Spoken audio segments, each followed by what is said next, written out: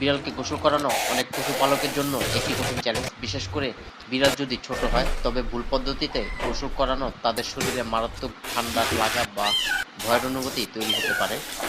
বিড়ালকে কখনোই সরাসরি খুব বেশি গরম বা ঠান্ডা পানিতে গোসল করানো উচিত নয়। হালকা কুসুম গরম পানি ব্যবহার করা সবচেয়ে নিরাপদ। তাছাড়া গোসলের সময় তাদের কান বা চোখে যেন পানি না ঢোকে, সেদিকে বিশেষ খেয়াল রাখতে হয়। বিড়ালের ত্বকের ভারসাম্য বজায় রাখতে সবসময় তাদের জন্য তৈরি আলাদা শ্যাম্পুই ব্যবহার করা উচিত। অনেকেই বিড়ালের ভেজা শরীর মোছাতে তাড়াহুড়া করেন, কিন্তু জোর করে গায়ে হাত তোলা বা টানা হেঁচড়া করলে বিড়াল আতঙ্কিত হয়ে পড়ে। গোসলের পর যত দ্রুত সম্ভব বিড়ালকে শুকিয়ে ফেলা জরুরি, যাতে তাদের শরীরের তাপমাত্রা হঠাৎ কমে না যায়। এখানে ব্যবহৃত আধুনিক স্পট ড্রায়ার বক্স বিড়ালের গায়ের পানি দ্রুত এবং সমানভাবে শুকাতে বেশ সাহায্য করে।